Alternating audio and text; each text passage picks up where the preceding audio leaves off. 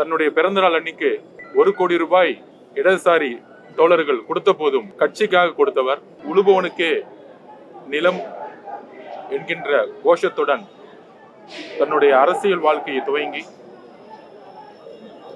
கிட்டத்தட்ட ஒரு 7 வருஷம் சிறையிலே இருந்தவர்.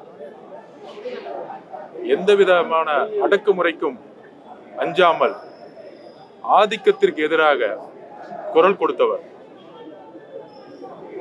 1990களில்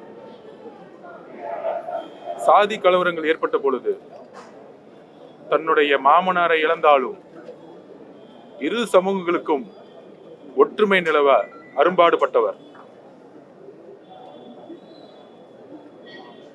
தன்னுடைய பிறந்தநாள் அன்னைக்கு 1 கோடி ரூபாய் இடதுசாரி தோழர்கள் கொடுத்த போதும் கட்சிக்காக கொடுத்தவர். ஏன் தமிழக அரசு விருது வழங்கி 10 லட்சம் ரூபாய் கொடுத்தா கூட முதலமைச்சருடைய நிவாரண நிதிக்கு திருப்பியும் வந்து அளித்தவர். இடதுசாரிகளுடைய ஆணிவேர் ஒரு மிகப்பெரிய ஆலமரம்.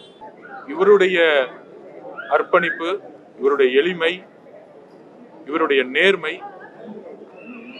இனி வரும் காலங்களில் அரசியலில், குறிப்பாக அரசியலில் நுழைபவர்களுக்கு எப்பொழுதும் ஒரு சரித்திரம், எப்பொழுதும் ஒரு முன்மாதிரி.